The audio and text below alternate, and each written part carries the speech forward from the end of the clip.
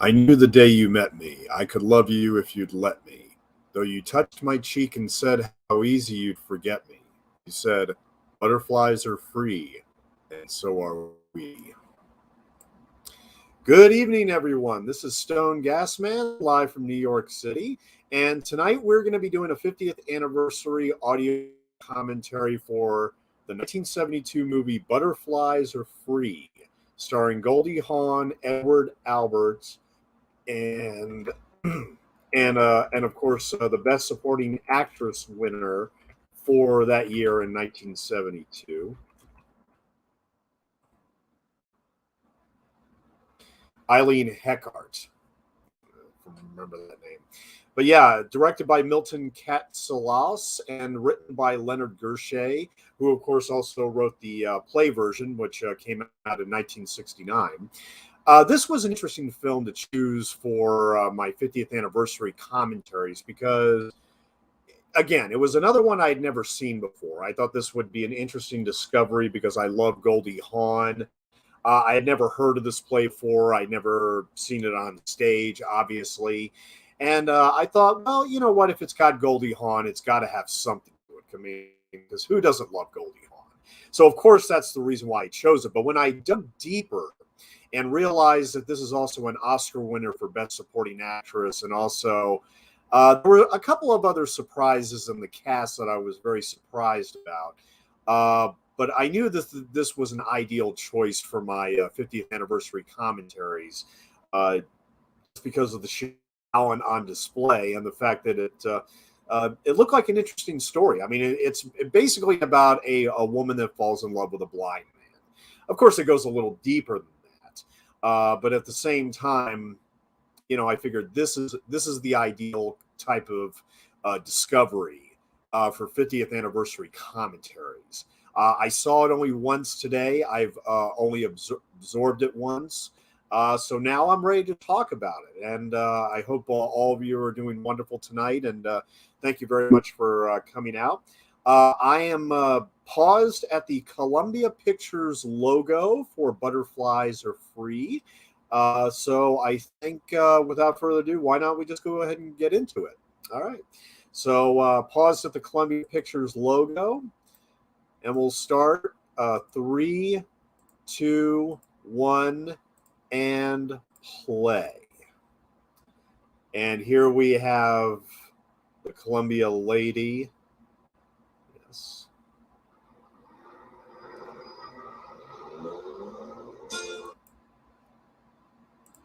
And we start out on a very colorful car driving on the highway. Yes, Columbia Pictures presents.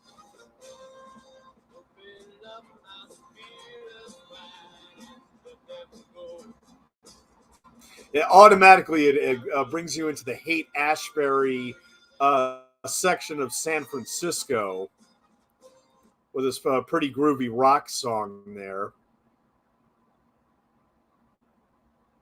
So, yeah, this was based on a 1969 Broadway play called Butterflies Are Free, written by Leonard Gershay. And I think we should go ahead and start with him when it comes to talking about this movie.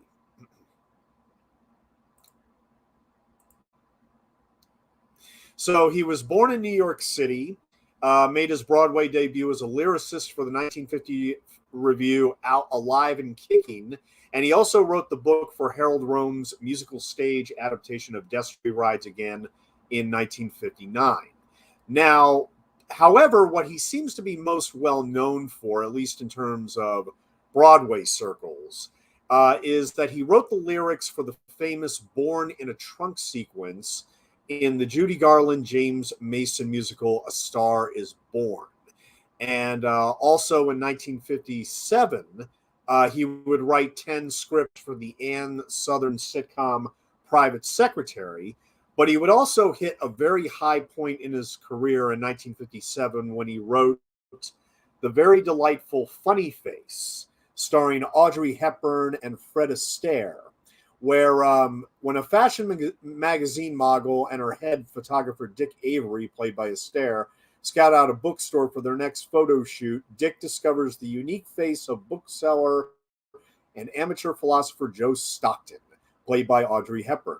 Whisked off to Paris, Joe is soon transformed into a global supermodel and finds herself falling for the photographer who first noticed her sunny, funny face. And as you could see right there, there's Leonard's credit for Funny Face. And like I said, he also wrote the movie we're watching now, Butterflies Are Free, when it hit Broadway in 1969.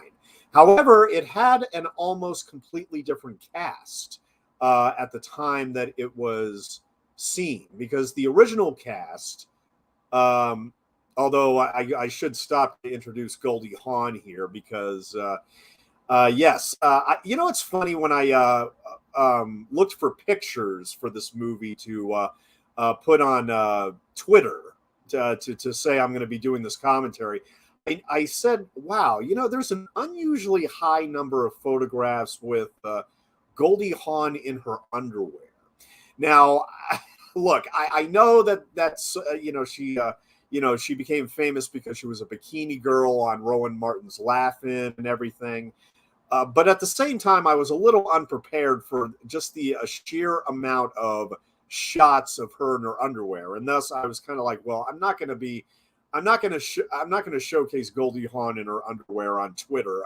I'm just not going to do it. I mean, I know that there's probably a lot of people would be disappointed with that, but at the same time, I didn't want to draw people away, but at the same, and I know, what do you mean draw people away? I mean, it's Goldie Hawn in her underwear. Yeah, I know, but I mean, I wanted to, keep the pictures a little professional, but but here she is meeting the boy next door, who is, well, it looks like he's just staring into her kitchen as she's in her underwear, and of course she, being a very free-spirited girl, she decided to flash him just to get a reaction, and got no reaction. And we will find out soon enough why that is. But this is actually a key film in Goldie Hawn's resume, because before this movie, she was known to play, I guess you could say, rather ditzy blondes, and everything. I mean, she won an Oscar for Cactus Flower, and she was also in a rather dreadful 1970 comedy with Peter Sellers called "There's a Girl in My Soup." And I don't think these, Cactus Flower is well remembered and everything, although it's not one of my favorite Goldie Hawn films, I must confess. I mean, it was the film that made her a star, and it made her, basically secured a film contract. But what she did before this was actually a really good film with Warren Beatty called Dollars, and it's just called Dollars with the dollar sign, and is distinguished, written and directed by Richard Brooks, and it's distinguished by a car chase that lasts for an entire last third of the movie, or last fifth of the movie. It lasts like 20 to 25 minutes. It's a ridiculously long car chase. And but I mean, she was still really young, when she made this movie. But I should mention that for the Broadway theater show, the original cast consisted of Keir Dullea from 2001, A Space Odyssey, his most famous role. And also in the Goldie Hawn role, it was actually Blythe Danner, who is, of course, the mother of Gwyneth Paltrow. Now, why she was replaced, because here's the thing, I didn't get any real explanation as to why Blythe Danner was replaced for the movie, other than the fact that Goldie Hawn was a much bigger name and already had an Oscar under her belt, obviously. Well, it might have been due to the fact that actually it was in 1970. I better double check to make sure I got it right. Yeah, so this movie came out on July 6, 1972. It came out approximately 50 years ago. in a couple months, Blythe Danner would give birth to her daughter Gwyneth Paltrow, but also in the same year, she also got another film, which I am a huge fan of myself, called 1776, where in fact she plays the wife to Thomas Jefferson. She plays Martha Jefferson in this movie. In fact, there she is on the 4K there for 1776. And basically, she has this entire dance and song number while 5 months pregnant with Gwyneth Paltrow. It's pretty extraordinary.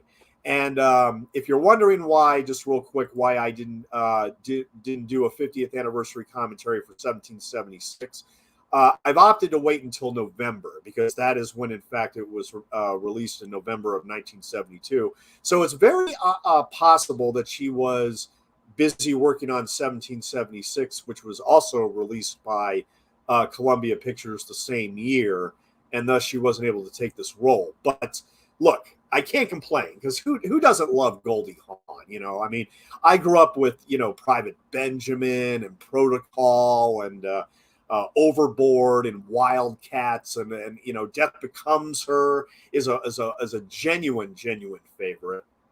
I mean, of course, I mean, I fell in love with her, you know, long after she you know, did Rowan Martin's Laugh-In, and then she won the Oscar for Cactus Flower, and then some of these other films that she did later on, like Seems Like Old Times with Chevy Chase. You know, she Foul Play, I think. Yeah, I mean, she did these comedies that did very well at the box office for many years in the 1970s. Shampoo with Warren Beatty. I mean, you know, that's what I'm saying. I mean, she did a great string of films from the 1970s through the 1980s and even into the 1990s. For some reason, though, she opted to basically quasi-retire after she did The Banger Sisters with Susan Sarandon. And she would only appear in another movie years later, which I haven't bothered to check out because the reviews, unfortunately, were terrible. But of course, as many people know, Goldie Hawn is now married to Kurt Russell. And in fact, I am going to be doing a movie starring Kurt Russell that came out a week after Butterflies Are Free, called Now You See Him, Now You Don't, which is one of several Disney films he made during that period. And believe it or not, even though Goldie Hawn and Kurt Russell were not a couple at this time, they knew each other. They had met on a Disney movie in 1968 called The One and Original Family Band. It's some ridiculously long title, and it's a Disney film that nobody really remembers. But yeah, they actually had small parts in that movie, and that's where they met. But they didn't become a couple until 1983 when they were working on the movie Swing Shift.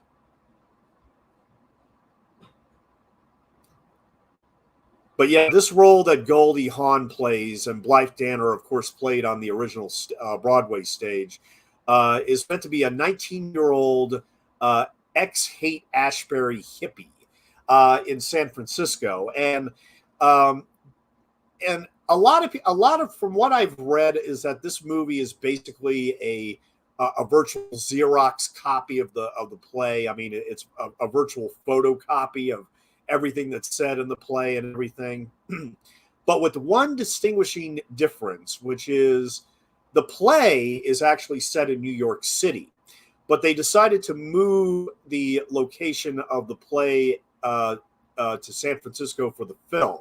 And I think that was basically done to give a little bit more background to Goldie Hawn's character and give the audience an idea on where she came from and why she thinks the way she thinks and why she does the way she does. I mean, she's a very commitment phobe girl, and you know, here she doesn't even know that that the man that she's talking to is blind. I mean, she's a bit oblivious to that already. I mean, all she knows is that, well, I mean, he didn't flinch when she flashed him in the kitchen. So, hey, maybe this might be a guy who might want to have a good time with. And it also helps that he's good looking, you know. So, Oh, Goldie Hawn is just adorably cute in these scenes. I mean, just the way she lights a cigarette and she flutters about the set. I mean, she had a lot of energy during the making of this movie. I mean, she really comes off really delightful. I mean, as she is in most of her movies. But here again, this movie was kind of a turning point for her because it really showcased her acting chops, which I think had been kind of subdued in the films that she had done since Cactus Flower. Because, I mean, this is a comedy drama play. I mean, there are laugh out loud moments, as we will eventually come to. But it's really a sweet romantic comedy with the serious undertone with the mother, who we will eventually meet in the second act of the movie. And see, and that's the thing. Like a play has 2 or 3 acts. This movie is basically the entire first act is devoted to the growing relationship between Goldie Hawn and Edward Albert here.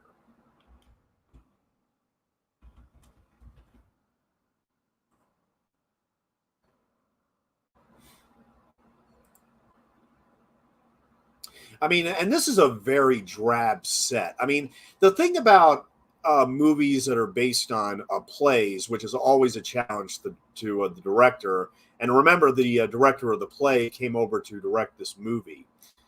The thing is, the great challenge is you don't want it to look like a photographed stage play, which unfortunately a lot of these Broadway adaptations kind of fall prey to. I mean, because you look at this film and you think, well, this is very flat, it's very theatrical, and you basically depend on the actors to keep your attention. That's the challenge with a lot of these stage plays turned into films, is that you need to keep the audience invested in the characters, because visually you just don't have much to work with. I mean, granted, there was that cool opening sequence in the streets of San Francisco, and we noticed, the hippie culture, and and we eventually meet Goldie Hawn and automatically recognize her as like a flower child and everything, and so we get a great sense of time and place by just that opening shot. And then here, when we get into his into his apartment, where we basically discover that Goldie Hawn is basically the girl next door, literally. I mean, I can't think of, I can't think of anything much more enlightening than to live in the Haight-Ashbury section of San Francisco in the late 60s or early 70s, and your next door neighbor is Goldie Hawn, a hippie girl. I mean, come on, you can't. That's a. I can't think of a better fantasy than that, honestly. And so here we discover that Goldie Hawn finally realizes that he's blind, and that that he's moved out of his mother's place and wants to be more independent, be free. And that's the thing. The theme of this movie, as the title implies, it's about freedom to be yourself and to be your own person, and do what you want to do without repercussions or judgments or anything like that. I mean, Goldie Hawn is just, her character is basically, she's afraid of commitment. She's afraid of being, stapled into any relationship for a long amount of time. I mean, she got married for 6 days, and as she told his mother later on when she appears, that, oh yeah, on the 7th day I split. Yeah, I mean, it got boring.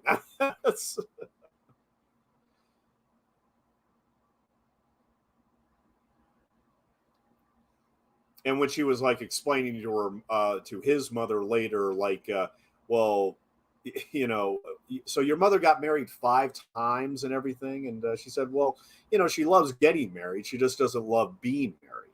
Oh, okay, yeah, makes sense. Now, the Broadway play, which, like I said, was in 1969, Aside from the fact that it had Blythe Danner in the Goldie Hawn role, it also had Eileen Heckart also play the mother in the play, and she's actually one of two cast members that comes over for the movie version. I'm not going to mention the other actor who comes from the play just yet, because I want it to be a surprise. Because it was a surprise for me, honestly. I mean, I can honestly say this was the last actor that I was expecting to come in the final 30 minutes of this movie, but he does, and we're going to be patient and wait until then. But the replacements during the play run were Gloria Swanson, who obviously replaced Eileen Heckart, the silent film star Gloria Swanson, Pamela Bellwood, and Kip Osborne, and both Pamela Bellwood and Kip Osborne both won awards for their work on the play. And then finally, David Huffman replaced the other actor who, here again, I'm not going to mention until he appears near the end. David Huffman replaced him for the last third. And the title song, which was performed in the play as an original composition by the blind character played by Keir DeLay, was written by composer-lyricist Stephen Schwartz. And if you know who Stephen Schwartz is, obviously he's the man behind Godspell and Pippin and Wicked. All those big musicals. DeLay subsequently recorded the song for his 1969 self-titled solo album. It was also covered and released as a single by a number of other artists, including the Cinnamon Ship, in a version arranged and produced by Stephen Schwartz, as mentioned before. The Free Design, Ed Ames, and The Going Thing. And like I said, the same director and the same writer, as well as Eileen Heckart and the other cast member, here again, going to keep it a secret, they were all reunited for this 1972 screen adaptation, which won Heckart the Academy Award. But the one that won the Tony Award on Broadway was actually Blythe Danner. And here again, going back to Blythe Danner, it's just one of those situations that, sort of like with Same Time Next Year, which originally had Charles Grodin in the play, and he was replaced with Alan Alda. Nothing against Alan Alda, and he's very funny in Same Time Next Year. And yet I can't help but think what the play was like with Ellen Burstyn and Charles Grodin. And it's the same situation here with Butterflies Are Free. I would love to see a version of this with Blythe Danner in the Goldie Hawn role.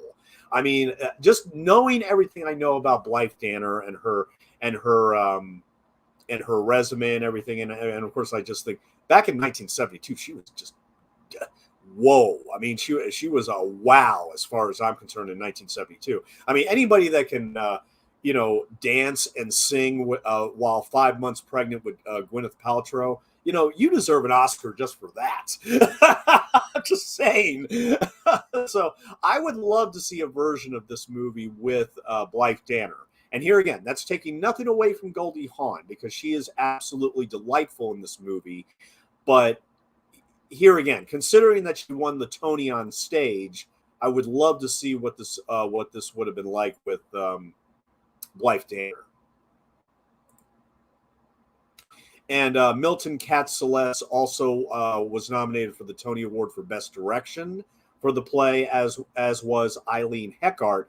But Eileen ended up winning the Oscar for Best Supporting Actress for the film, because when she didn't win the Tony Award. And like I said, the replacements, Kip Osborne, she got the Theatre World Award, and also Pamela Bellwood got the Clarence Derwent Award for Female Supporting Performance on Broadway. And I want to say hi real quick to Dying Breed. Always great to see you, sir. Welcome to the commentary for Butterflies Are Free, which is from 1972. Let's see. Do a timestamp here real quick. We are 21 minutes and 47 seconds in.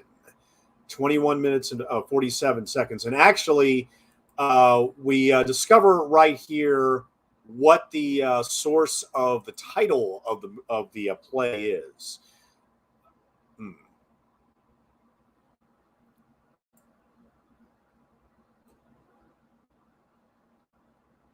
Yeah, the title was inspired by a passage in Charles Dickens's 1853 novel called Bleak House. Quote, "I only ask to be free. The butterflies are free. Mankind will surely not deny to Harold Skimpole what it concedes to the butterflies." And like I said, that's from a Charles Dickens book, not a Mark Twain book, as he corrects her in the play and the movie here. And I've never read Bleak House. I mean, I admit I am a fan of Dickens, but I've never read that particular book. The novel has many characters and several subplots, and is told partly by the novel's heroine Esther Summerson, and partly by an omniscient narrator. At the center of Bleak House is a long-running legal case in the Court of Chancery, Jarndyce and Jarndyce, which comes about because a testator, a person who has written and executed a last will and testament. Okay. Testator. Well, there you go. I learned about a testator today. Has written several conflicting wills. In a preface to the 1853 first edition, Dickens claims there were many actual precedents for his fictional case. One was probably the Lucian versus Woodford case, in which a will read in 1797 was contested and not determined until 1859. Though many in the legal profession criticized Dickens' satire as exaggerated, this novel helped support a judicial reform movement, which culminated in the enactment of legal reform in the 1870s. There is some debate among scholars as to when Bleak House is set. English legal historian Sir William Holdsworth sets the action in 1827. However, reference to preparation for the building of a railway in chapter 55 suggests the 1830s. Oh, I should read that sometime, because I am actually a fan of Dickens's work. I'm probably the only kid in school that actually really liked A Tale of Two Cities when I read it in high school. I don't know why. I mean, for some reason, that was one of those books that actually stuck with me and everything.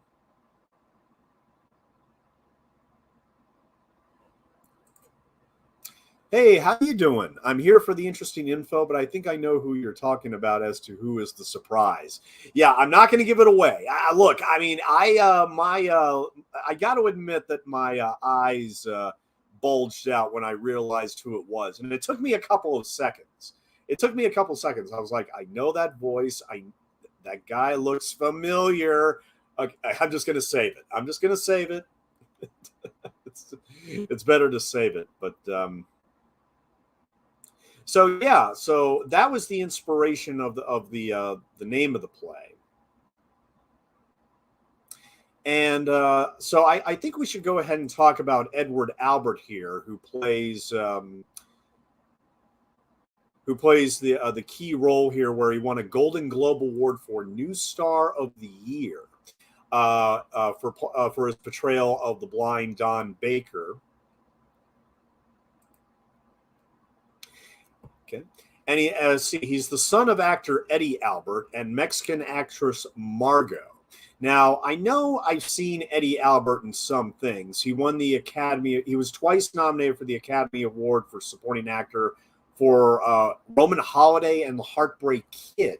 So he was nominated twice for an Oscar. And other well-known screen roles of his include Bing Ethers in the Brother Rat films, Traveling Salesman, Ali Hakem in the musical Oklahoma. Yeah, and the sadistic prison warden in 1974's The Longest Yard. And that was after Butterflies Are Free, actually. He also starred as Oliver Wendell Douglas in the 1960s television sitcom Green Acres, and as Frank McBride in the 1970s crime drama Switch. And he also had a recurring role as Carlton Travis on Falcon Crest opposite Jane Wyman. So he's basically Eddie Albert's son, and I've never heard of Margot. She's just wow.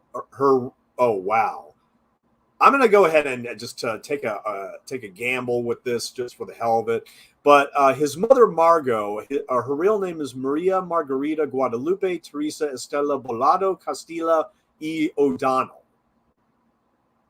I think I got that. She appeared in many film, stage, and television productions, including Lost Horizon, the Frank Capra movie, The Leopard Man, Viva Zapata, and I'll Cry Tomorrow. And like I said, she was married to actor Eddie Albert in 1945 and later known as Margot Albert.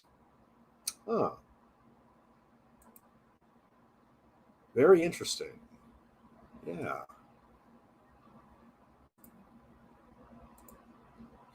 So yeah, basically Edward Albert is the son of both of them. And see, after he made his motion picture debut in the 1965 drama The Fool Killer, and as a runaway orphan who crossed paths with a disturbed Civil War veteran played by Anthony Perkins. And he also played opposite Goldie Hawn in, of course, Butterflies Are Free, for which when he won a Golden Globe for New Star of the Year and was nominated for Golden Globe's Best Actor, Motion Picture, Musical, or Comedy.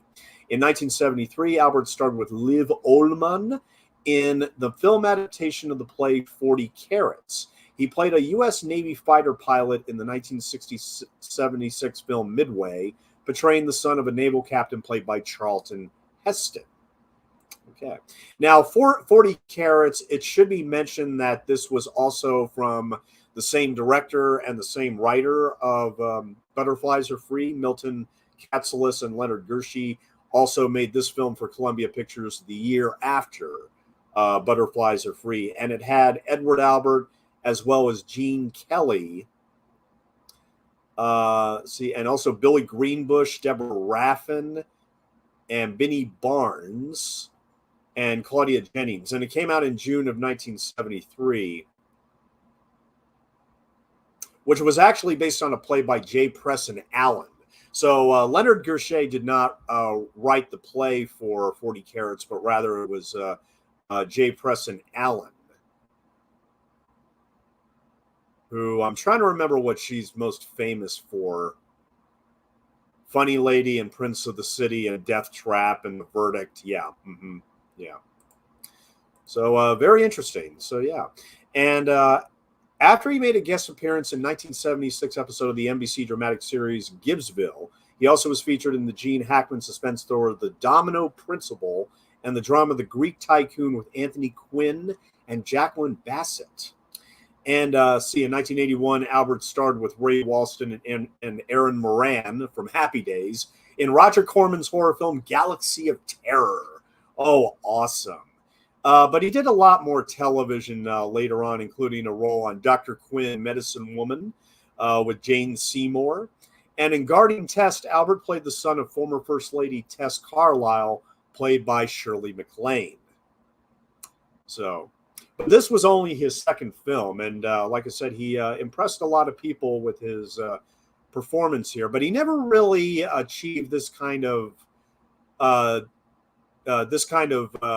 height in his career ever again. I mean, although what's interesting is that the last movie he made, which was in 2008, it was a short film called Bullets and Butterflies. Well, there you go. Yeah, okay. Yeah, okay. Your second film is Butterflies Are Free, and then you end it with Bullets and Butterflies. Okay. Makes sense. In the 1970s, Edward Albert was engaged to actress Kate Jackson from Charlie's Angels, but he ended up married to actress Catherine Woodville, and the couple had a daughter. And in the 2000s, Albert cared for his father, Eddie Albert, who was suffering from Alzheimer's, very sadly. And when he died on May 26, 2005, at the age of 99, it was right after that the younger Albert was unfortunately diagnosed with lung cancer in 2005 and died at the age of 55. Edward Albert, here in Butterflies Are Free, was only 55 years old when he passed away. And I should mention that the gentleman here with the purple tank top and the red pants, he's one of the few other actors who's given credit in this movie, and that's Michael Warren.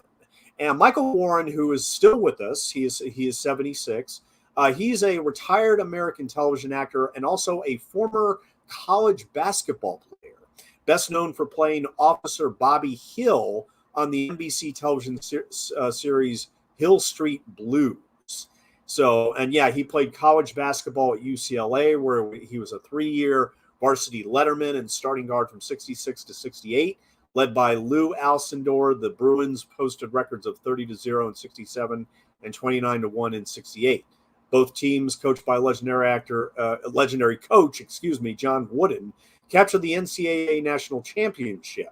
Warren was the smallest Bruins starter at 5'11", averaged 12.4 points as a junior in '67, and he was named to the NCAA All-Tournament team and was an All-American in 1968, one of three on that UCLA team, along with Alcindor guard Lucius Allen. The team is considered one of the best in college basketball history. Warren also earned the award as the Bruins' best defender in 1966, and he won the award as the Bruins' best, quote-unquote, team player in 1968 and 1967. Alcindor and Warren later crossed paths when Warren was an extra in the hospital flashback scene in the 1980 feature film Airplane. Warren was inducted into the UCLA Athletics Hall of Fame. Wow, very impressive. Very impressive. He also had a recurring role in the Showtime series Soul Food. And before Hill Street Blues in 1974, he played the role of Park Ranger P.J. Lewis on the NBC adventure series Sierra, and went on to play a rookie officer for a possible backdoor pilot during the final 1975 season of Adam 12. Wow. He played Pete Bancroft in the Tales from the Dark Side episode Satanic Piano, and he also appeared as Virgil Tibbs' former longtime police partner Matthew Pogue on an episode of In the Heat of the Night.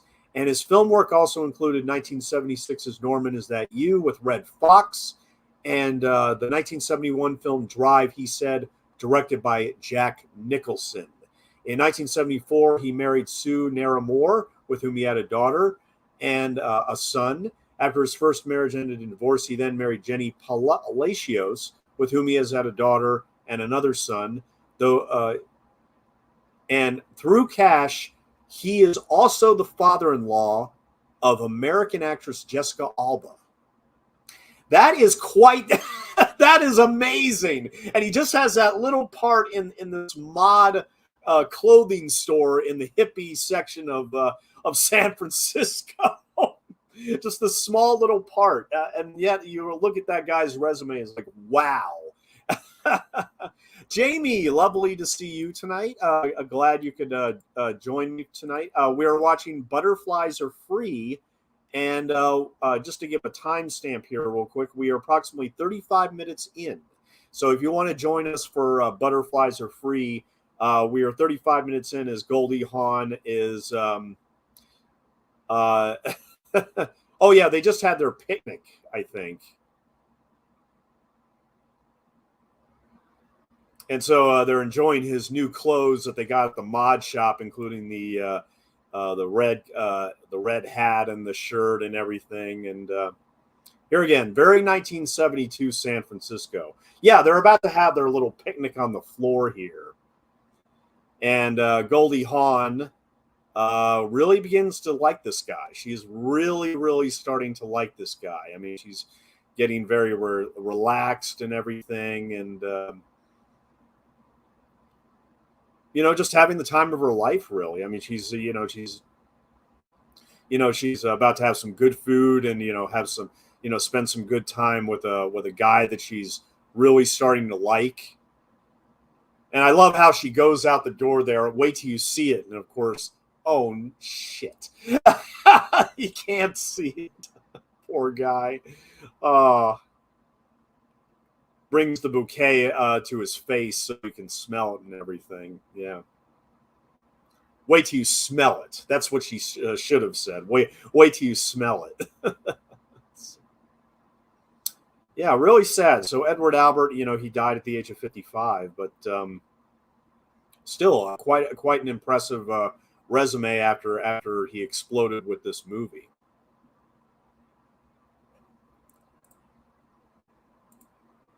And we just talked about Michael Warren.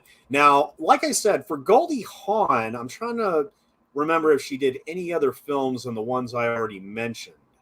Okay, the movie that she met Kurt Russell on was the 1968 movie, The One and Only Genuine Original Family Band. So they knew each other, but they didn't get married. They're not married. They've never been married, excuse me. But they became a couple in 1983 when they were working on the movie Swing Shift. So in that Disney movie I just mentioned, she just had a role as a Giggly Girl. Okay, yeah. Then she in 1969 she did Cactus Flower, of course, won the Oscar. There's a Girl in My Soup, which I already mentioned. You might want to avoid that. Even die-hard Goldie Hawn fans might have a problem sitting through that one. And then, of course, she did Dollars, where her character's name was Dawn Divine. I haven't seen Dollars since high school. I got to check it out again. I probably should have done a 50th anniversary commentary on that. I don't know why I didn't, but it was because of this movie that Steven Spielberg, one of my buddies on Twitter noted that it was a particular scene where she gets out of a car, where apparently when Spielberg saw Butterflies Are Free, he fell in love with her and wanted her to be the lead in his first film for Universal called The Sugarland Express in 1974. And look, I love Jaws. I've seen Jaws many, many times. I own it on Blu-ray. When I saw Sugarland, the Sugarland Express, it's actually a really good movie, and it really showcases not only Goldie Hawn but also a great supporting cast with like Ben Johnson, William Atherton, and Michael Sachs. And it's basically about a husband and wife trying to outrun the law, and was based on a real life incident which happened in Sugarland, Texas.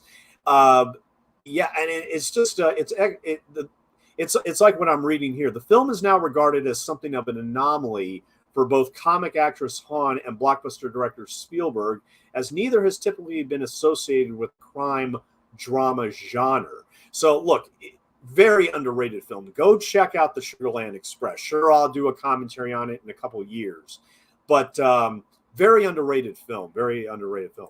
Oh, Planet CHH, how you doing? Dirty Money Stone. Yep, that's me, or rather, Dirty Dollar Stone, if you want. Well, it's funny because just to let you guys know, I mean, we're roughly about. Let me do another timestamp here real quick. We're roughly about 40 minutes into Butterflies Are Free, and we're going to have to prepare ourselves because Goldie Hawn is going to be basically frolicking around in her underwear for a good 20, 30 minutes. And here again, I was not expecting this. I mean, I remember when I looked at all the pictures online and I thought, wait a minute, why is she in her underwear in a lot of these pictures? Well, she lives in an apartment with a blind man. I mean, so I was like, oh, that makes sense. Yeah, that makes absolutely sense. But just wait till his mother comes home, and of course that's when the laughs really come into play with this movie, because we know what the mother's thinking. We know that she's only looking out for her son, and so it's going to start all these conflicts between the mother and hippie girl Goldie Hawn here, who here again has a problem with commitment, and the mother just seems to know that, well, she's going to hurt him eventually. I mean, she may not mean to hurt him, but yeah, I mean, it's just her way. But yeah, here, Goldie Hawn is, walking around him, and she wanted to make sure that he's over his ex-girlfriend from a couple of years ago, and so. Yeah, getting a little seductive here, getting a little bit seductive, but it's very cute and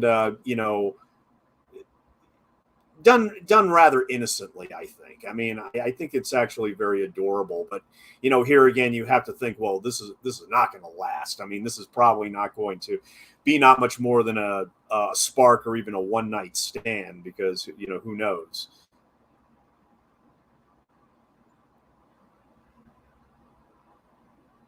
But man, once Goldie Hawn flashes that smile, just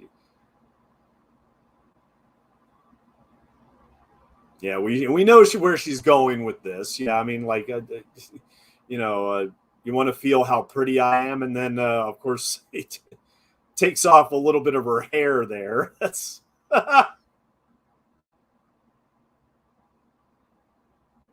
but that's not all. Then he also, accidentally takes off a fake eyelash, and he gets freaked out.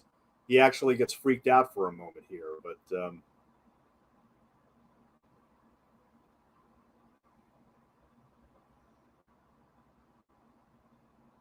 yeah, but a very cute, a very seductive scene. Which here's the thing. I mean, have you guys, anybody out in the chat, have you ever seen the play on stage?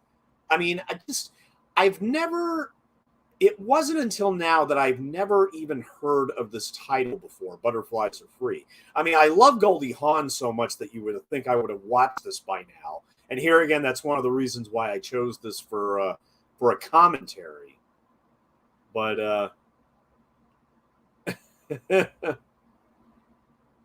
keep feeling my face. Isn't it such a pretty face? Oh, yes, absolutely.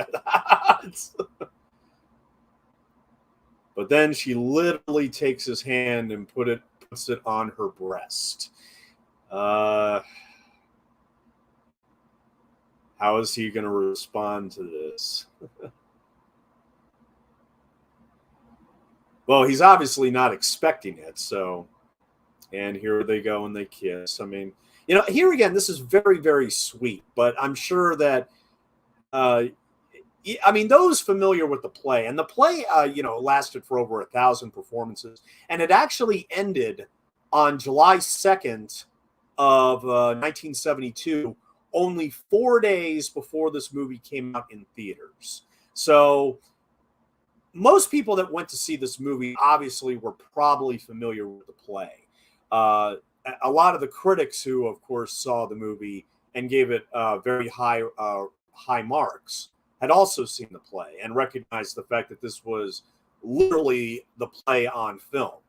Essentially, it's one of those where it doesn't stray as far as dialogue or action or character or themes or anything.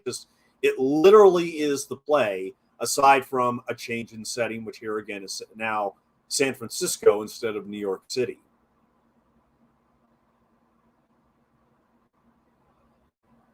Oh,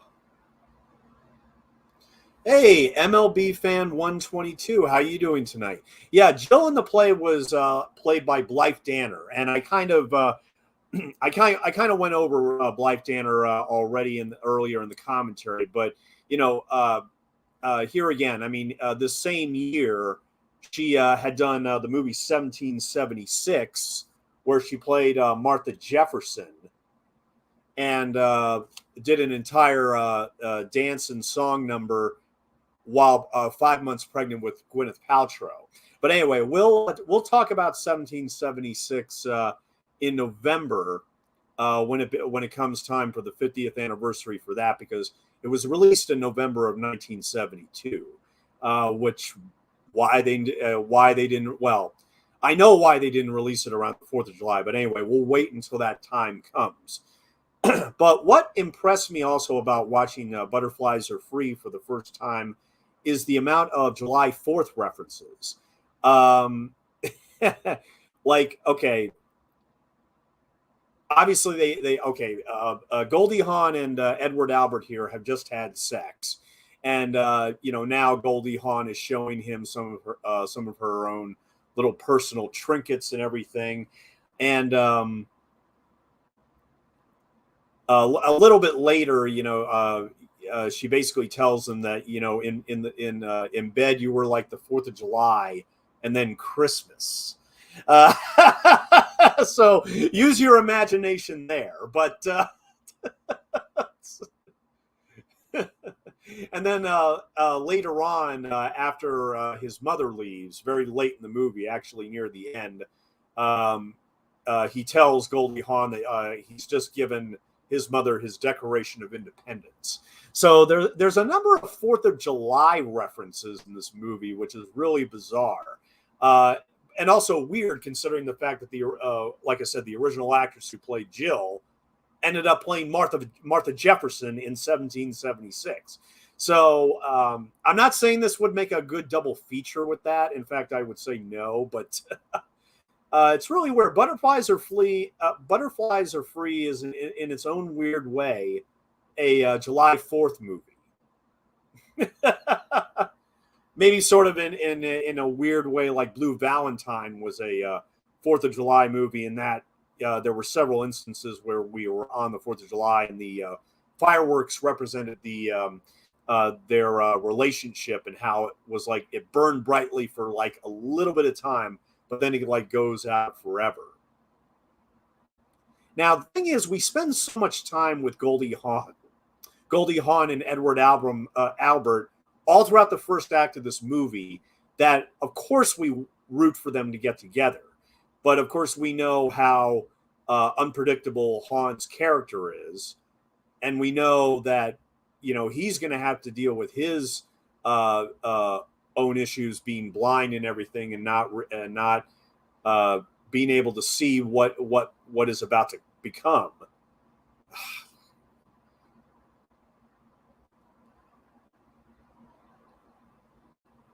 Sorry, I'm trying not to stare at Goldie Hawn in her underwear here. I know it's just, I mean, the way it's filmed too. I mean, because the camera was basically following her around everything that she was doing. The camera was following her, so it's like, oh my god,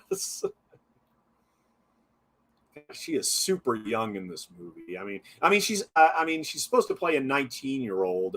And I think some critics were a little bit harsh in saying that she was too old for the part. I don't know. She looks 19 to me. I mean, I know she was in her 20s at this time, but no, she passes for 19, I think. Ugh.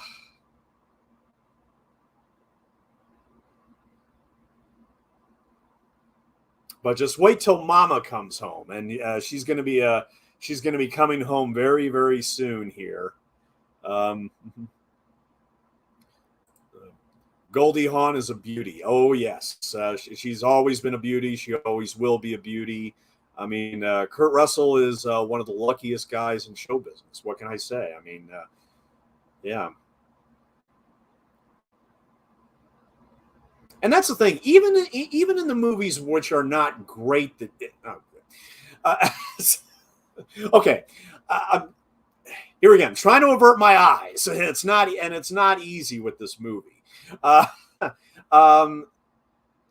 Even in the movies where the scripts aren't great, like I mean, I'm sure some people remember House Sitter with Steve Martin. There was a period where she made a string of forgettable comedies in the 2000s, in the 90s and the 2000s. Not all of them were great, but she was always delightful in them. I mean, she was a standout in the First Wives Club. Trying to remember what else she had done, because I know she's done a lot more than I've already mentioned. Foul Play, Private Benjamin, like I said, is my favorite. Oh yeah, she was in Best Friends with Burt Reynolds. Never seen that one. Bird on a Wire with Mel Gibson. That was unfortunately I think a flop. That was not, no. 1992 was actually her big year, because not only did she do Death Becomes Her, which I adore, she was also in House Sitter, which was directed by Frank Oz, and a little film I remember watching called Crisscross, where she plays a stripper, and it's set in 1969 in Key West, Florida. And she has to look after her 12-year-old son, played by Arliss Howard, as he's coming of age. It's actually a nice little movie, which was directed by cinematographer Chris Menges. Very underrated movie. I mean, you all should check it out. But yeah, after the First Wives Club and the Woody Allen film Everyone Says I Love You, she did the remake of The Out of Towners with Steve Martin, which wasn't great. Town and Country, which was a massive flop. In 2001, which she did with Warren Beatty, and then of course the Banger Sisters. And I never saw Snatched. That was the one I mentioned earlier with Amy Schumer, which came out in 2017, which was kind of promoted as a comeback for Goldie Hawn, but the critics ravaged it. In fact, they even gave Goldie Hawn a Golden Raspberry nomination for Worst Supporting Actress. Look, I haven't seen Snatch, so I'm not going to say that for sure, but come on. I mean, how can you give a Razzie nomination to Goldie Hawn, especially if it's her comeback movie? I don't think that she is as bad as they say in that movie, just because, you know, it's Goldie Hawn. She can do anything, and she's hilarious, she's adorable, and she's really a great screen presence. So, like I said, I mean, maybe about 80 to 85% of the films that she's done, I would say, are good and worth watching, and maybe about 15% are ones that, you know, you don't need to bother with. Yeah, the only ones you don't need to bother with are There's a Girl in My Soup and Snatched. that's about it. You can watch anything else but those two.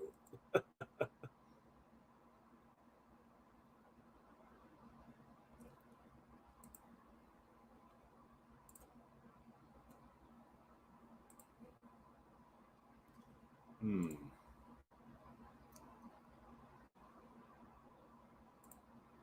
All right, so okay, so as I said before, this film got 3 Academy Award nominations.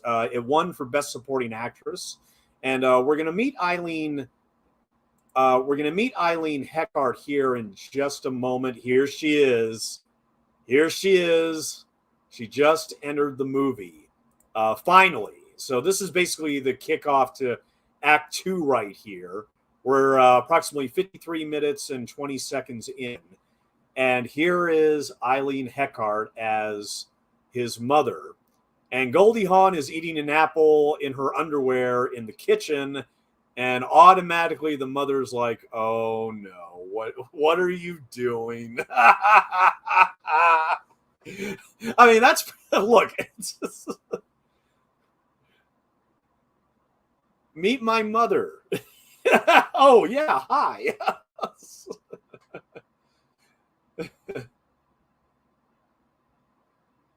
I mean, this set up some really big laughs when I watched it. I mean, it just, you know, yeah. I mean, she said, you know, she's trying out for a play later. You know, it's like you get to watch me in it because, oh well, the only thing I've seen you in is your underwear. You know. It's-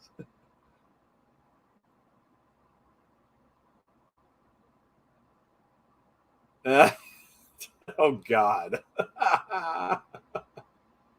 So embarrassing. Like, so okay, Eileen Heckart. Now, who is Eileen Heckart? Well, she was born in 1919, and her career spanned nearly 60 years. She first became known for her role as school teacher Rosemary Sidney in the original 1953 cast of William Inges' play Picnic on Broadway. Uh, let's see. Yep.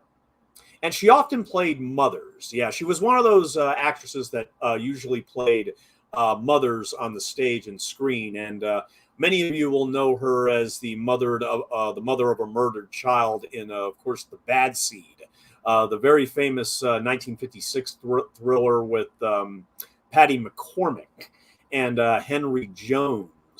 And Eileen Heckart is in that. But she's also the overbearing mother of the detective played by George Segal in No Way to Treat a Lady in 1968.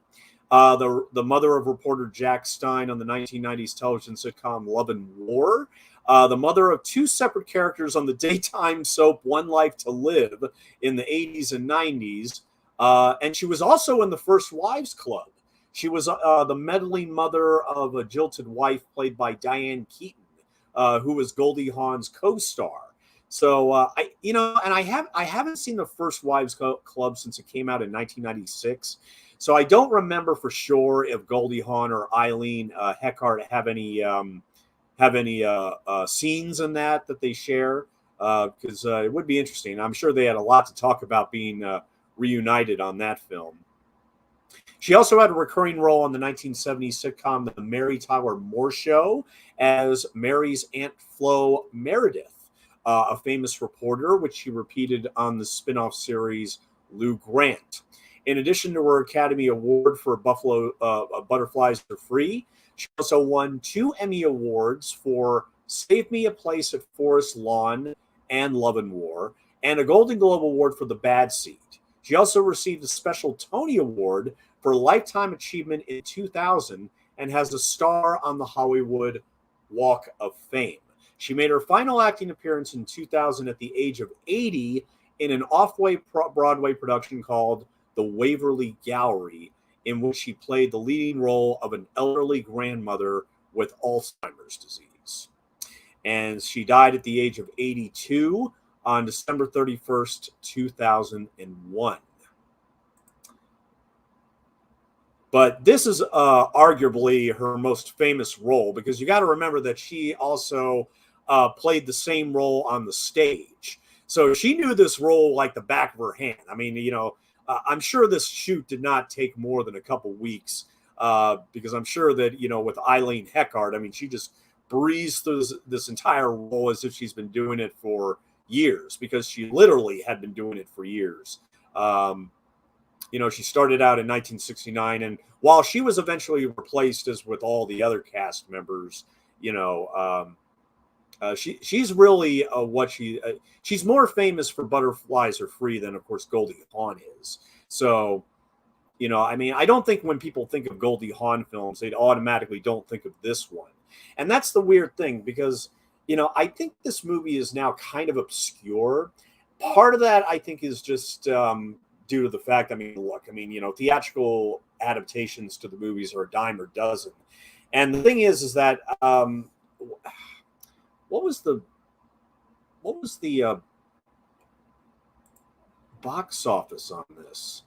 It was only $6.7 million. I mean, for 1972, that's that's hardly nothing. But at the same time, you can imagine this probably wasn't made for more than $1 million. So it probably did well in its own limited way.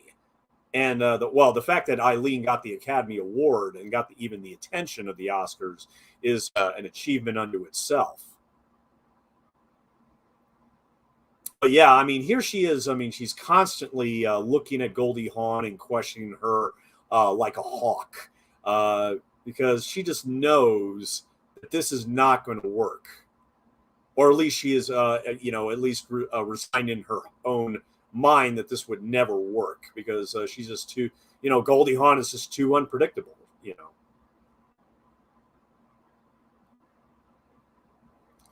Best Friends was meh. Yeah, yes. Here again, another one of those Goldie Hawn movies that you don't need to bother with that one, I don't think. You could, Protocol isn't great either, but watch Protocol instead of Best Friends. That's there you go. Crisscross was good. I forgot about that one. Yeah, I remember when my mother was a huge Goldie Hawn fan, and I don't know for sure if she ever saw this. I'm sure she did, but we didn't have it on videotape or a copy of it growing up. So that, like I said, this was literally the first time I ever experienced this movie.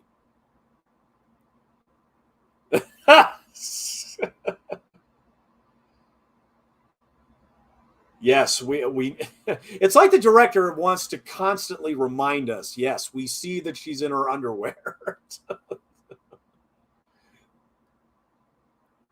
Because after the mother makes the joke about that, it kind of kills it, and it's like, okay, she doesn't need to be in her underwear for the rest of the movie now. I think she's spent enough time.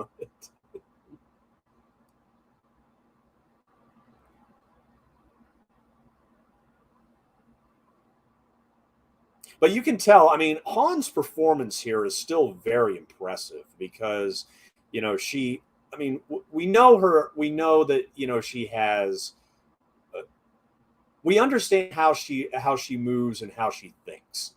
And it just doesn't have, it's a completely different worldview than what both the mother and the son, Don Baker and Mrs. Baker. She's only known as Mrs. Baker throughout this whole movie, by the way. And that's why, whenever initially, I think he thought that calling Goldie Hawn's character Mrs. Benson would be, would give her a little bit more of a more of maturity, which Goldie Hawn's character obviously lacks. And of course, I love how Mrs. Baker is rather condescending when she refers to Goldie Hawn as Mrs. Benson. I thought that was a particularly nice touch. I was like, yeah, you're no Mrs. Shit.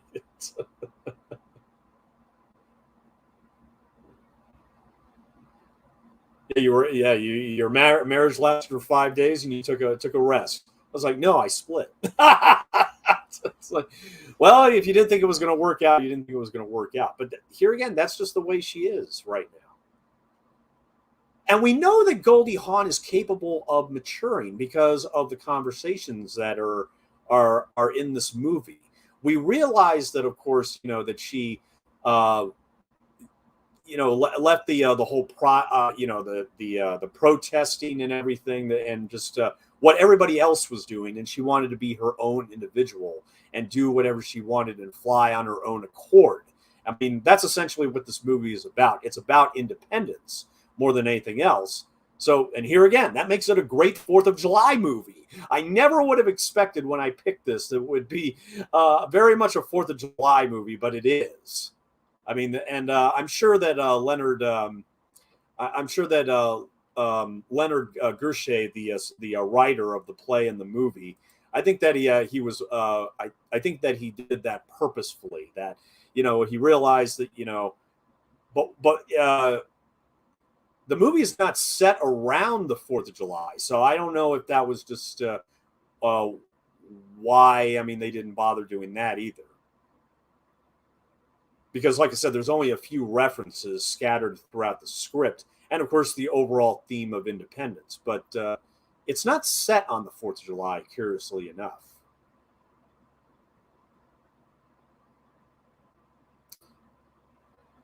And like I said, this is a play adaptation that is, of course, very dialogue heavy.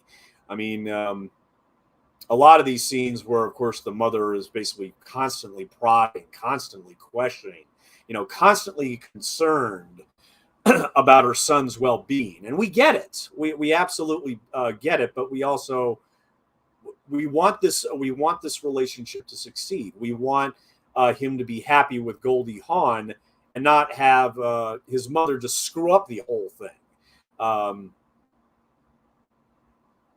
Even though she's obviously looking out for her son's best interests.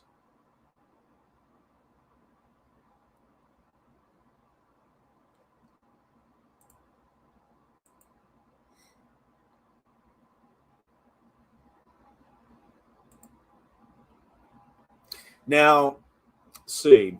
Just real quick here, I wanted to include some more information about Eileen Heckart. Let's see. She began her Broadway career as the assistant stage manager and an understudy for the voice of the Turtle in 1943. And her other many credits include Picnic, The Bad Seed, A View from the Bridge, A Memory of Two Mondays, The Dark at the Top of the Stairs, A Family Affair, and Things That Go Bump in the Night, Barefoot in the Park, You Know I Can't Hear You When the Water's Running, and The Cemetery Club. In 2000, at age 81, she appeared off-Broadway in Kenneth Lonergan's The Waverly Gallery. For this performance, she won several awards, including the Drama Desk Award, the Lucille Lortel Award, the Drama League Award, and the Outer Critics Circle Award. That same year, she was inducted into the American Theater Hall of Fame and received an honorary Tony Award for Lifetime Achievement. Wow. Very impressive. Very impressive.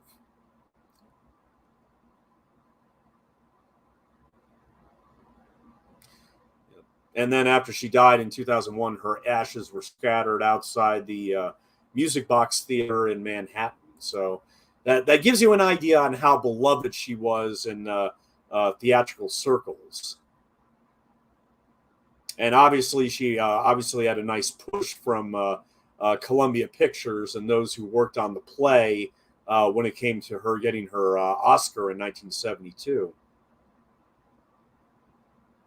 But I had never seen her before. I mean, I'd never seen her in a film or any other production before. And when I saw her in this, I was like, damn, wow. I mean, I had seen The Bad Seed, but that was so many years ago. She was also in Bus Stop. She was also in the movie Bus Stop with Marilyn Monroe and Don Murray, and she played Vera in that. And her other film critics include Hot Spell, Heller in Pink Tights, My Six Loves, Up the Down Staircase, No Way to Treat a Lady, The Tree, Zandy's Bride, The Hiding Place, Burnt Offerings, Trauma Center, Seize the Day. She was actually in Clint Eastwood's Heartbreak Ridge in 1986 as Little Mary Jackson.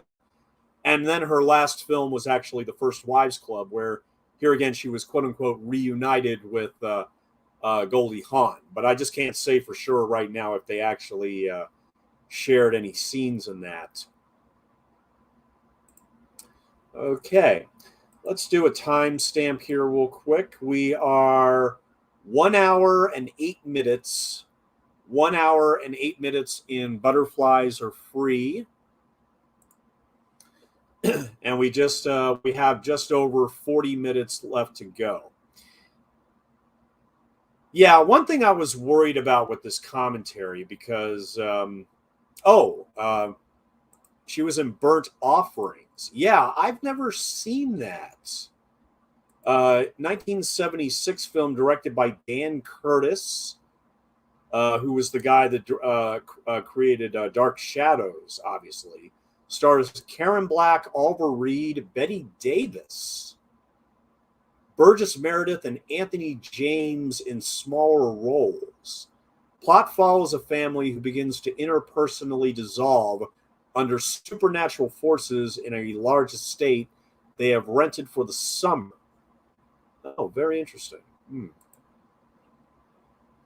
But I must confess at this point that I was concerned that, I was thinking, can I talk about Butterflies Are Free for 109 minutes? Probably not. It's, for this type of movie, it's kind of a stretch. I mean, especially when you're dealing with a movie that's based on a play. I mean, unfortunately, I'm ashamed to say I've never seen the play, and I can't make any comparisons, obviously. All I know is what I read, and that is it's literally the play on screen with just the setting changed.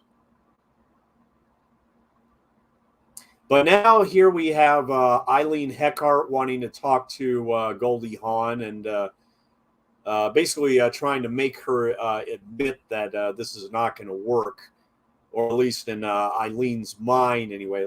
Look how Eileen is completely changed now, acting like, so sweet and cleaning the apple for her and everything. I'm not sure if the writer intended the apple to evoke the Adam and Eve motif. I really don't know. But then again, there is a moment later where Goldie Hawn realizes that the candles had been burning the whole time that they were going to have dinner, and he says, "Well, I'm very religious." So I don't know. I mean, and the way she holds the apple here, it's like, nah. And compares Eileen's character to Snow White, or the witch in Snow White, for a very brief moment.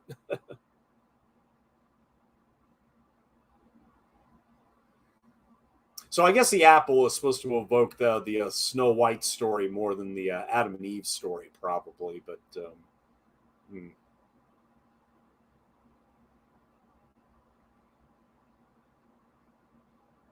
See, that's the thing. From a production standpoint and from a costume standpoint, this is kind of a drab movie. I mean, and here again, it's the problem with... Now, I gotta say, I do kind of like this restaurant scene and how it's shot, because when we first hear them talking, I mean, as you can see, there's some extras. I mean, you see a waiter, with delivering coffee everywhere. But we still hear them perfectly, despite the fact that we're almost across from the restaurant from them. It's almost like, somebody came in looking for them and was looking around and actually sees them through all those people. And then the director finally goes in for, the intimate conversation that they're both going to have here.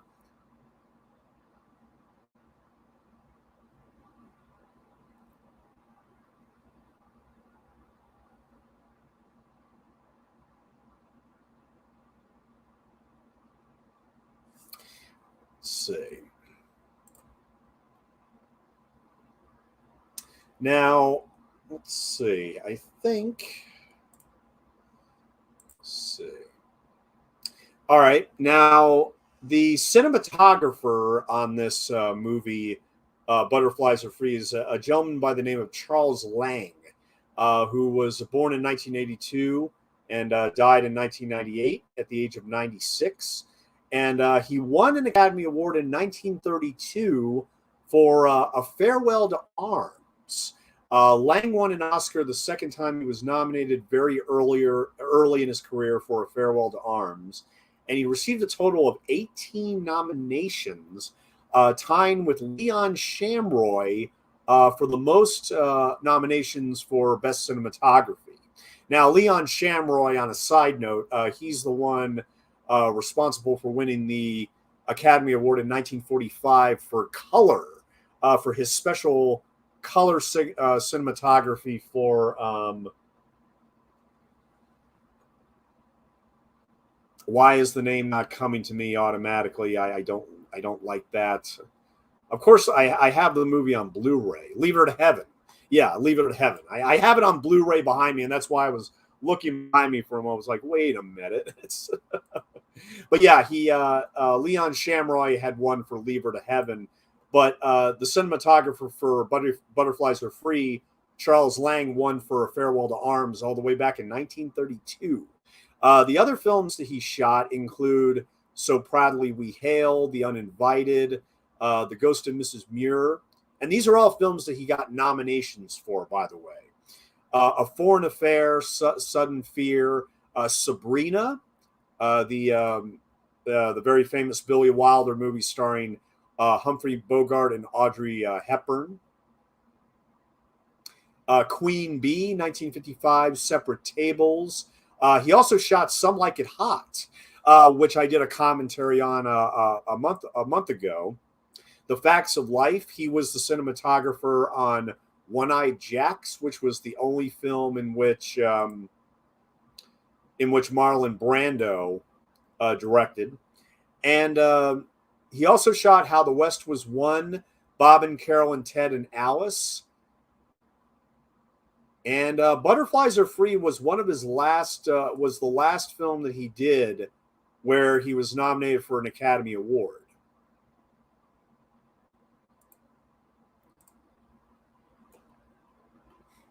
And the other nomination for Butterflies Are Free went to Charles T. Knight and Arthur Piantadosi for Best Sound.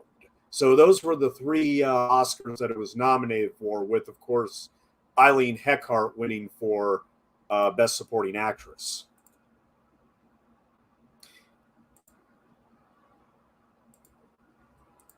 Now, here is the scene right here in which I wanted to quote him.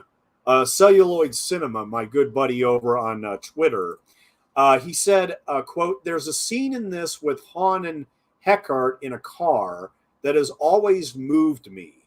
Years later, I heard that Steven Spielberg said that he hired Goldie Hawn for the Sugarland Express based on this very scene." And yes, this is a very powerful scene where Goldie Hawn finally, it's just enough of the bullshit already. I mean, we know what you're concerned about, and she really likes him, but of course, there's a question mark of, well, will there be a relationship between these two? I mean, is she mature enough to be in the relationship, and is he emotionally able to accept the fact that it may not last. I mean, that's the whole idea here. But oh, Goldie Hawn is so good in this scene. Yeah, like a whip, like, and there she goes running off to her audition, where she's auditioning for a play for a director who we're going to meet very soon here. But first, we have this great transition where we close in on Eileen Heckart's face in the car, and then show her thinking about the exact same moment hours later when she's back in her son's apartment. And they're obviously waiting for Goldie Hawn to show up for dinner, but of course she's about 3 or 4 hours late, and we still have no idea what has happened to her yet.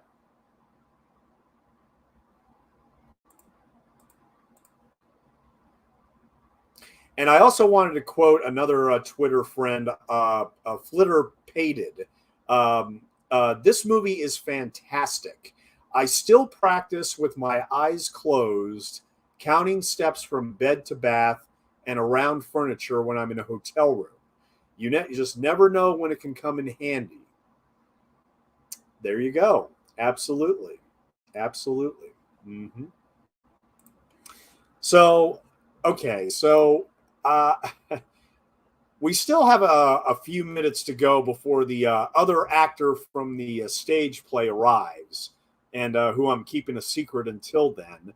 But I might as well go ahead and talk about the release of this movie and talk about the critical reception that it got, because the critics' response was actually very, very strong to Butterflies Are Free back in 1972.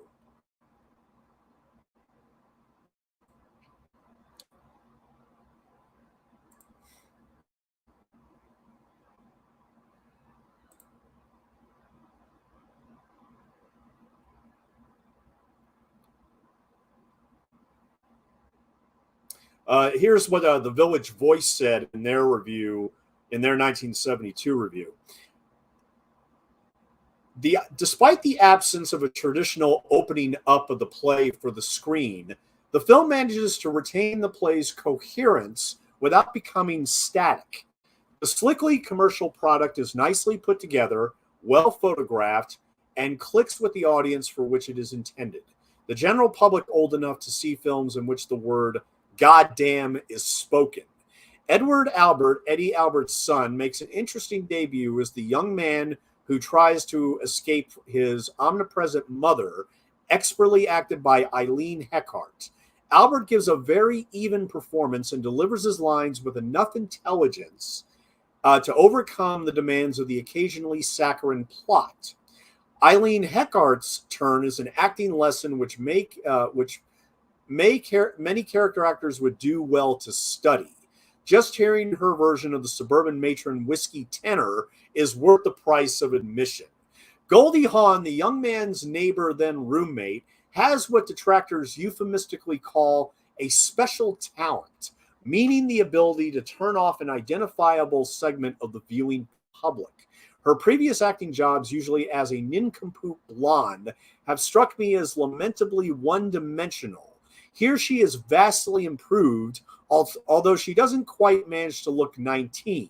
The Jill part was played on stage, at least in the Paris production, as at least in Libre Sans Le Papillon, as a fairly sophisticated nonconformist.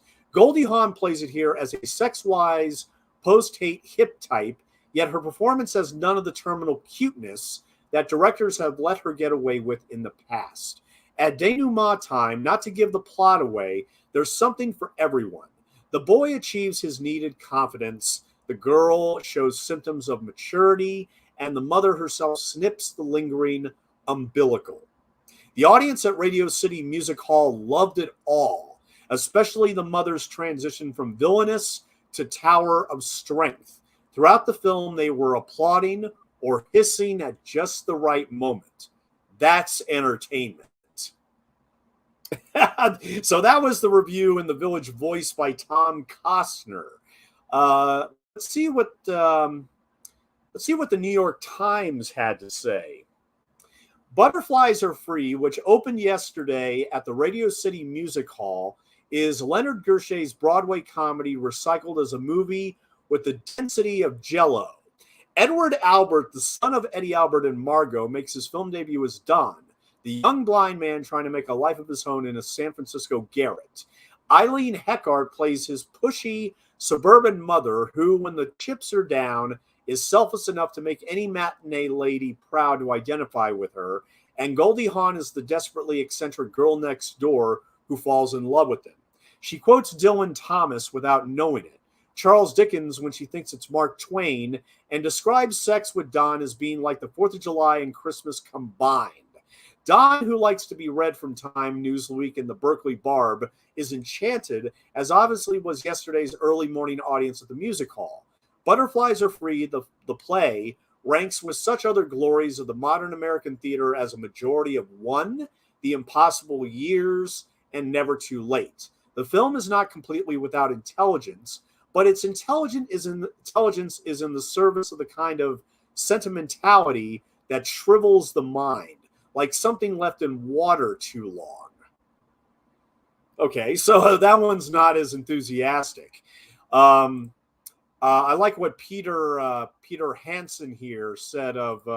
We gotta take a break because here we have the actor that I was alluding to up until this moment that plays the director of Goldie Hawn's play, and we're about 1 hour 24 minutes in here. This is, in fact, Paul Michael Glaser. If that name means anything to you, he is, in fact, in Starsky and Hutch. He plays. I got to make sure I know who's who here. I know I should know that already, but let's see. Okay, so he played Detective Dave Starsky on Starsky and Hutch.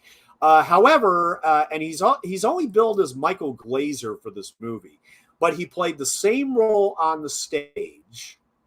And he later became a director of a movie that I'm especially in love with called The Cutting Edge, which came out in 1992, the same year as Goldie Hawn's House Sitter and Crisscross and Death Becomes Her.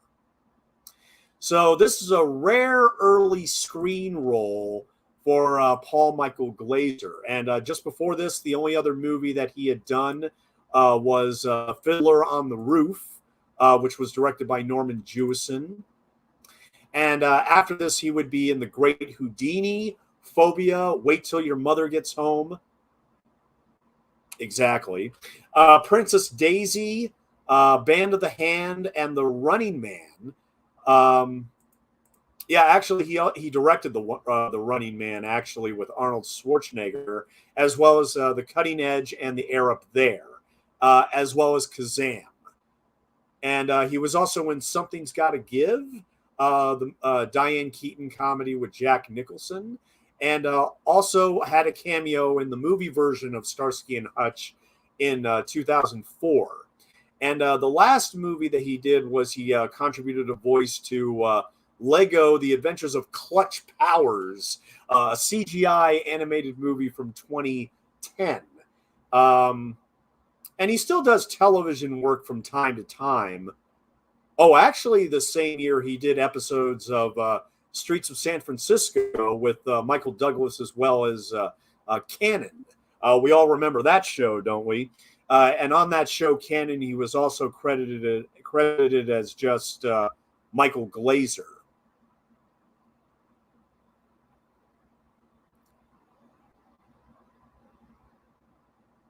So yeah, that's what he's primarily known for. So, and I remember watching Starsky and Hutch, and remember thinking, if I saw this show in the 70s, it would probably be the grooviest show on television, man.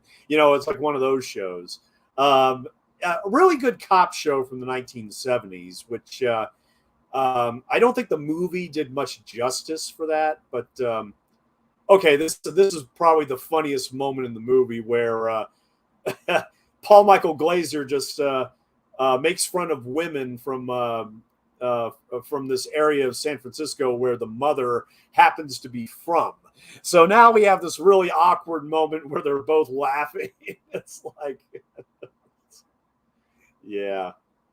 Yeah, there's just a hint of sleaziness about Paul Michael Glaser's character in this. I mean, he doesn't come off as unlikable, but he also well, actually, he does come off as unlikable because, like I said, Goldie doesn't really like him, and of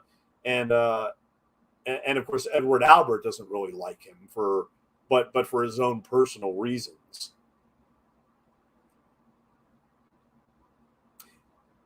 As a massive Cutting Edge fan, I just got to say, for all those that are a fan of Cutting Edge, whenever you watch it, make sure you can try to spot his cameo in it. I'm not going to give away where it is. Like I said, if you're a true Cutting Edge fan, you would know where he appears in that movie. So I'm not going to give it away, but at the same time, I mean, here again, it's one of my favorite romantic comedies of all time, and Paul Michael Glaser, who played was he Starsky or Hutch? I always get confused. he was Starsky. Yeah, Hutch was played by David Soul, who of course was later in Salem's Lot, the Stephen King adaptation. But that's the thing. To a lot of people, he will be Detective Starsky, but to me, he will always be the director of The Cutting Edge. And like I said, next time you see it, look for his cameo because he is in there. I love Cutting Edge. I just picked it up in a thrift shop. I like rescuing old DVDs. Yeah.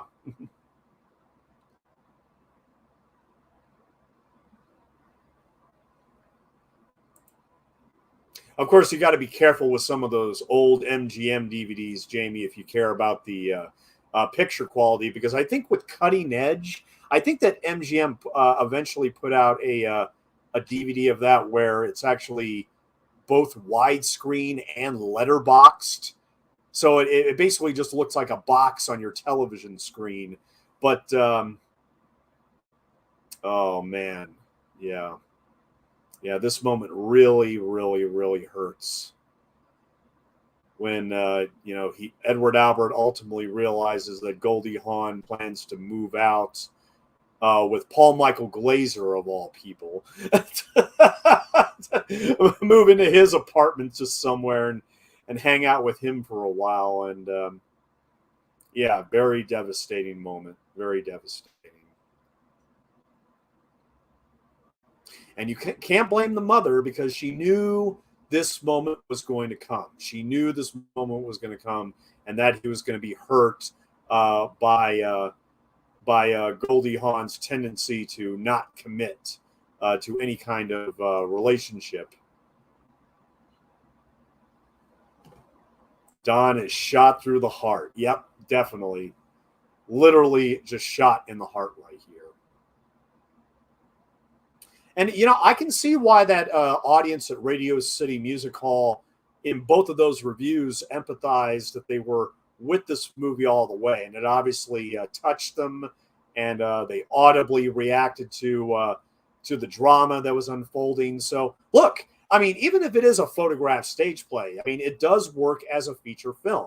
And that's why I say that Butterflies Are Free, whether you see it on the stage or screen, it's absolutely worth seeing. I mean, yes, it's a little sentimental at times, and it's not really a polished movie, but here again, I mean, it gets the emotions right, and it gets the characters right, and of course the dialogue.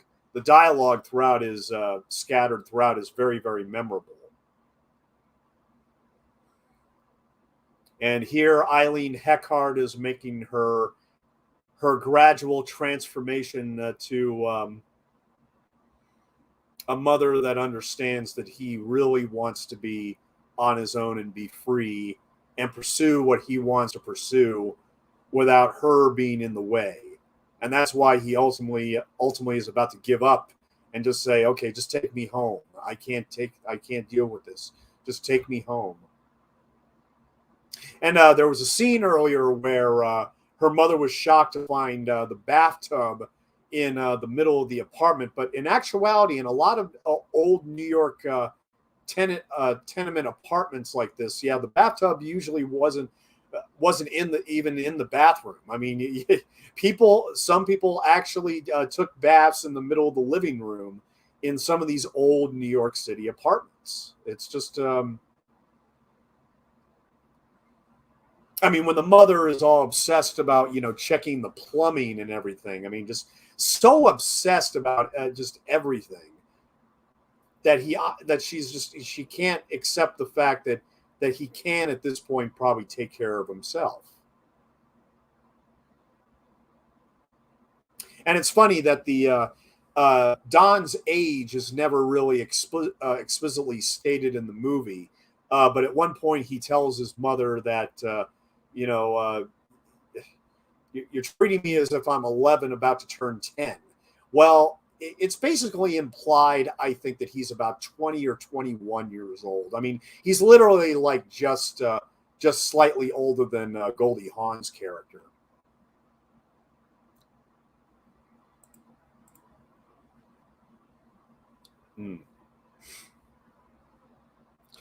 Peter Henson of the website Every 70s Movie, this is what he says about Butterflies Are Free. If the filmmaking had more vitality and the acting was transcendent, the mannered nuances of Gershay's writing would be more tolerable. Unfortunately, director Milton Katselas does little more than film a theatrical production. Here again, I actually kind of disagree with that. Butterflies Are Free is so flat, one can almost feel the curtain descending whenever the story lurches from one act to the next. Yet leading man Albert is the movie's biggest weakness. Bland and unmemorable, he delivers a performance more suited to an after-school special than a theatrical feature. Hawn fares better, simply because of her beauty and charm. If nothing else, the fact that she spends a third of the movie in her underwear commands a certain kind of attention. Well, it does, but at the same time, I noticed a lot more in this film aside from Goldie Hawn in her underwear, to be perfectly honest. I mean, as I stated earlier in the commentary, it's hard not to look away when the director is constantly following Goldie Hawn around. But there was one more review from 1972 I wanted to quote here as we are wrapping up the movie. See, just to do a timestamp here real quick. We are approximately 1 hour and 35 minutes in. 1 hour and 35 minutes into Butterflies Are Free, and we have about 14 and a half minutes left to go here as the mother finally accepts her son's situation here. And bravo to Eileen Heckart. I mean, really good performance. Really, really a memorable performance. And here they finally embrace. Let's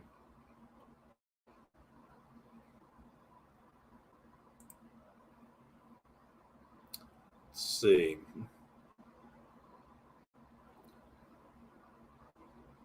Oh, the film source Broadway play Butterflies Are Free was loosely based on the life of Harvard law student Harold Krentz, who was actually blind. Krentz also acted as a technical advisor for the movie. Oh, really?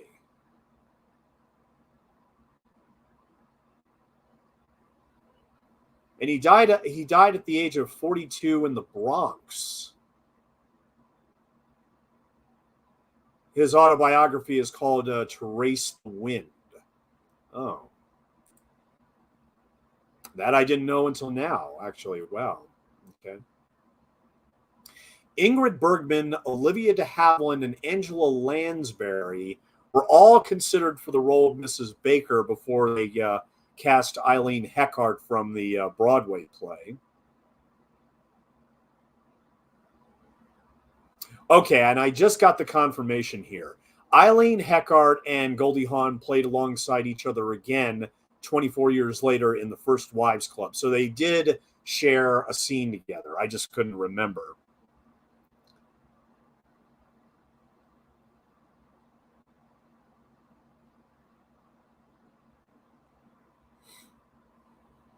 Perry's restaurant on Union Street, where they had lunch together, is in San Francisco, and it's still doing business as of 2022. At the time of the film's release, it had only been open for 3 years, and it has since expanded to several other locations.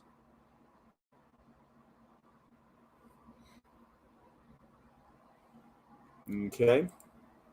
Now, okay, and there was one more review I wanted to quote, as we're now in the pretty much the second to last scene in the movie, where Goldie Hawn is about to leave, and yet there's something stopping her. There's something that's stopping Goldie Hawn, and she can't quite bring herself to walk out. I mean, especially when, he wants to have, some food with her again, and actually, just talk a little bit before she actually just rushes out,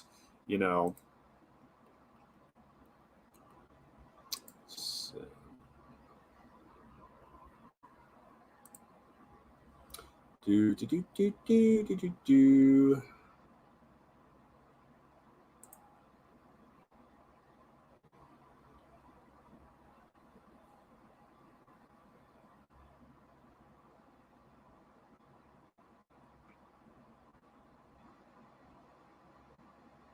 According to the Pittsburgh Press, in the role Blythe Danner originated on Broadway, Goldie Hawn stars as the free-spirited, bikini-clad romantic interest in the adjoining apartment. Biting her lower lip and batting her false eyelashes, Miss Hawn has irresistible charm, the sort of sturdy screen presence that steals attention whenever she's around. But she plays this part like every other to date.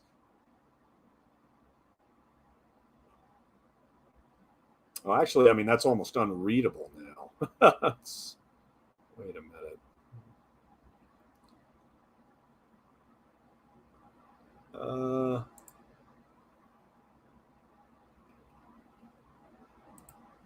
It's funny, when I ran across an old newspaper clipping of this movie being advertised.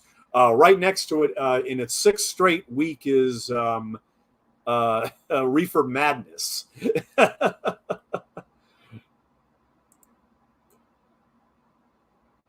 Oh, yes, here we go. Okay, this is what I wanted to bring up right here.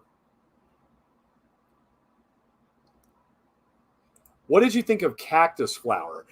Honestly, I haven't seen Cactus Flower since high school, and I barely remember anything about it aside from the fact that Goldie Hawn was delightful, of course.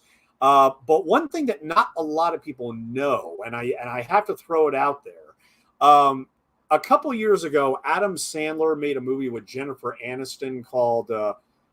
No, it wasn't. It wasn't Just Like That. It was. What was the name of that movie?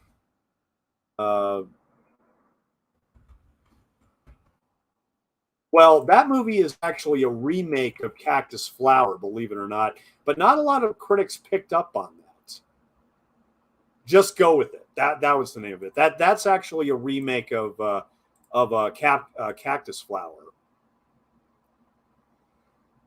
So we got about 9 minutes left. We're at the 1 hour and 41-minute mark. This movie played the cavernous Radio City Music Hall. Hard to imagine this intimate little stage comedy in that huge venue.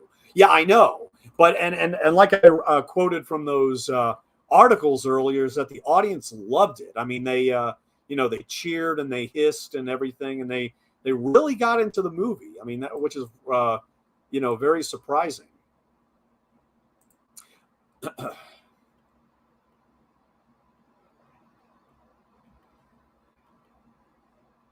But one more thing I wanted to bring up here is courtesy of Eric Beck at Nighthawk News, where he talks about the adaptation here.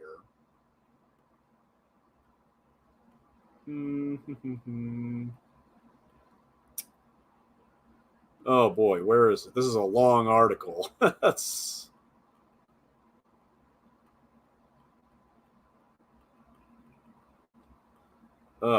okay. Here we go. Uh,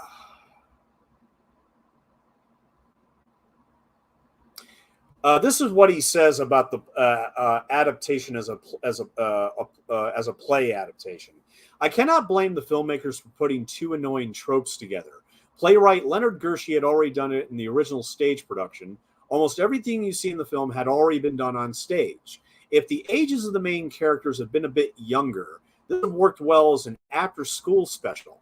Okay, see, that's the second time that people have compared this to an after-school special. No, I think it's a lot more intelligent and mature than that. I think it's a lot better than that. If not for the fact that it didn't exist yet and that the two main characters sleep together. On the stage, the main roles were played by Keir Dullea and Blythe Danner. I can understand replacing Danner, who hadn't yet made a film, with Hawn, who's also, much as I find her annoying, a better actress.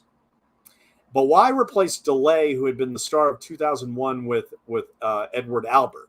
DeLay isn't a particularly good actor. See, David and Lisa or really don't, but he's not as bland as Albert. There are a couple extra scenes added outside the apartment that weren't in the original play, which confined itself to the apartment, but some of which are just location shots out in the city. But basically, the play is right there on the screen.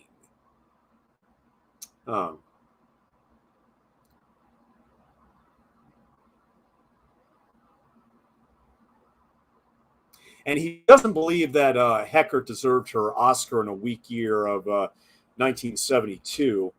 I should go ahead and just end on that note, I think. Who was she up against that year? Really curious about that.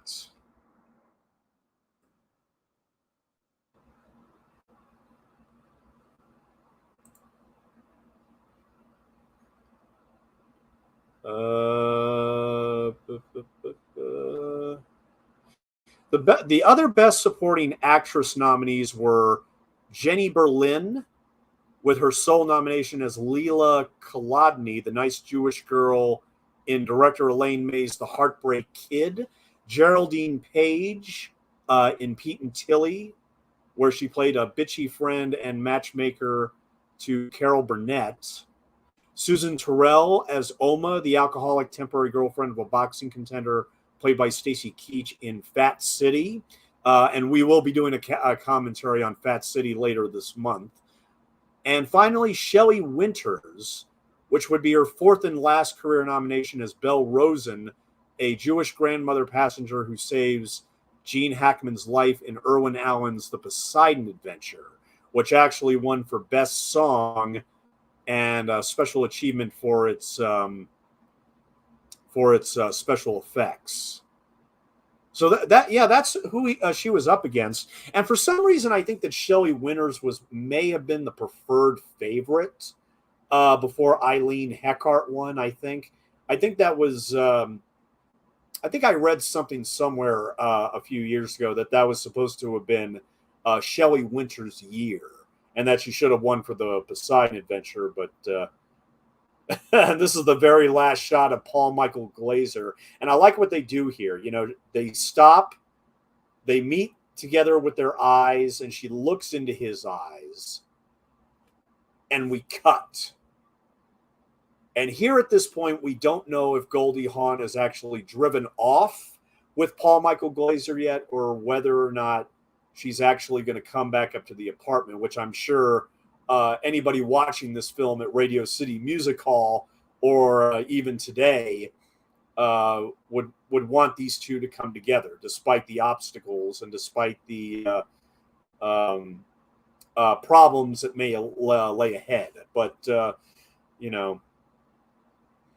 But then again, I also read something else that it's not even conclusive at the end of this movie if they are going to have an actual sexual relationship. I mean, they just may end up being lifelong friends after this movie. I mean, we're not exactly sure, but I think the emotional power comes from not from him tearing up the place like here in Frustration, But the fact that she came back into his life when basically when he needed her at this moment more than ever. I mean, like I said, she was literally about to walk out the door without barely saying goodbye. And now here she is coming back into the door here very quietly, not wanting to disturb him as he's crying on the table here. I mean, look, I'm still moved by this movie. Okay. I mean, this movie works for me. I mean, whatever flaws or issues you could call it in terms of being a screen adaptation of a stage play, or it's minimal use of sets and scenes and everything. But look, I think it works. I think the story works. I think the performances are excellent from all three leads: Goldie Hawn, Edward Albert, and Eileen Heckart. I think they're all great. This is certainly not one of the. It's interesting because I will probably do at the end of the year. I will definitely do an 11 best films of 1972, and this has a very strong chance of getting on there. A very strong chance. I mean, it might be at like the 8th or 9th or even 10th spot. But yeah, I think this is a really excellent adaptation of a well-received play in 1969, and it's still being done. I mean, you can still watch a performances of it now on YouTube that have been done in the past few years. I don't think there's been a major revival of it on Broadway anytime recently. And here again, this is also just just me personally. This is another one of those films that I was thinking, what would Kate Hudson do in this role? I mean, do you think after she had done Almost Famous, do you think that she would have done well as Jill, as her mother had done? But you see, I mean, this is a nice, happy ending. I mean, we don't end on a bitter note. We end on a bittersweet note, where they're basically in embrace on the floor there. And here again, we don't know what their relationship is going to be like afterward, but it's still a very satisfying, bittersweet ending to this 1972 film called Butterflies Are Free. Okay. So at any rate, thank you so much for everybody for joining me. I mean, John, MLB fan, Jamie, Tadul, and Uncle Beer, and Planet CHH, and Dying Breed. Oh, thank you so much for all coming out tonight for this commentary for Butterflies Are Free.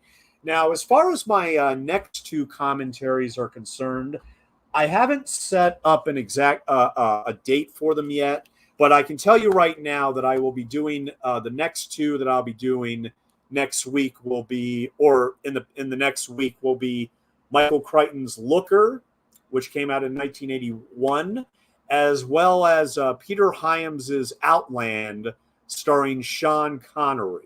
So expect commentaries on both of these movies coming in the next week or so, and I will set dates and times for them very, very soon.